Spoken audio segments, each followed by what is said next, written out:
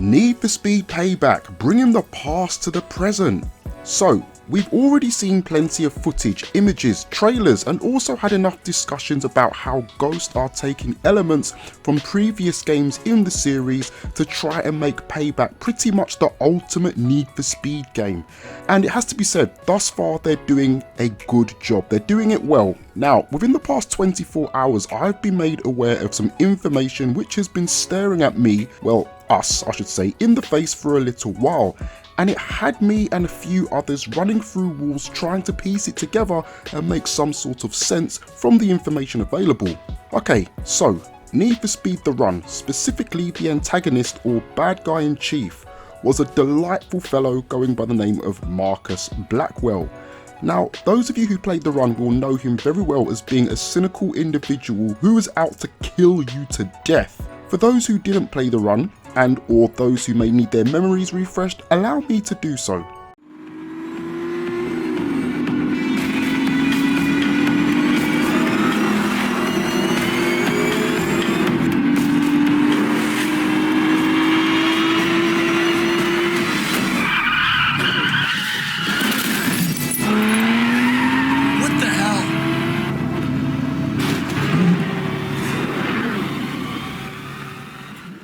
So, as you can see straight from the off, he was a nasty piece of work. Now, what's interesting was his backstory.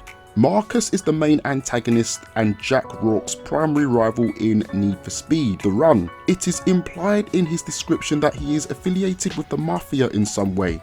If this is the case, it would explain why he tries to kill Jack. He also enters the run to win the race, although Marcus's main intentions are to take Jack out of the race. Throughout the entire game, his primary vehicle is a modified Aston Martin 177. Marcus comes from a connected Chicago family. His passion of cars is funded by his uncle, who calls all the shots. Beyond winning, Marcus's primary motivation is to take Jack out of the race permanently. Now, in Need for Speed Payback, one of the confirmed characters is this guy, Marcus the Gambler Weir. Marcus Weir, known as the Gambler, is the apex predator of the Silver Rock casino scene, a relentless risk taker with a taste for long shots and impossible odds. He has risen through the fortune valley seen through wits and guts alone. Whether he intends to bet on the crew or against them, only time will tell. Driven by a maniac obsession with odds and probabilities, Weir is always on the lookout for the next big gamble, the next round of high stakes, winner takes all. With his sharp tongue and overbearing presence, he immediately commands any room he walks in, but below his slick exterior is a will of pure steel, navigating every encounter to tilt the odds in his favour. So what we have is two guys going by the name of Marcus, but here's the thing, the similarities stretch further. In Need for Speed The Run, Marcus Blackwell drove a 177. Now, according to this shot, it looks like in Need for Speed Payback, Marcus Weir drives a DB11. Both cars are made by Aston Martin.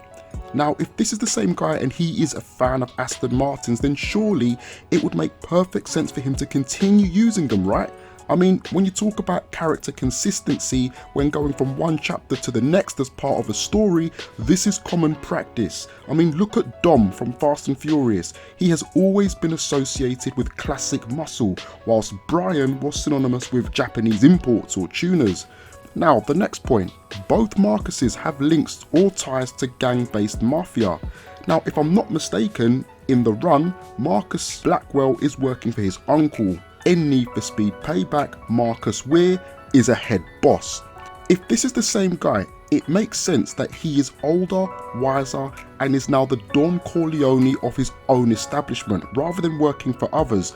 Not only that, but it also states in The Run that his family member was the one funding his love for cars. So his family member obviously had a high amount of income, a high amount of money circulating from somewhere. Could it be that his family used to run a casino? The very same casino that Marcus Weir is actually running in Payback, the Silver Rock casino. Could he have inherited it perhaps?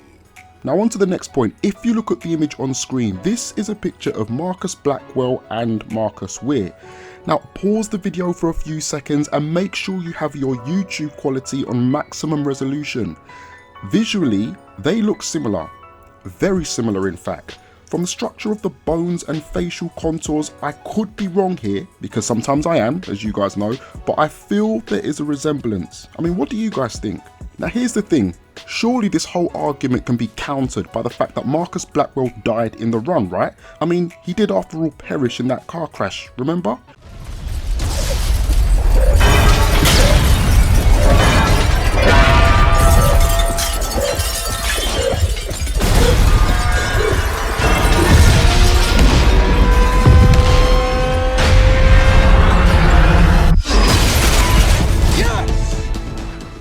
So Marcus Blackwell is dead, or is he?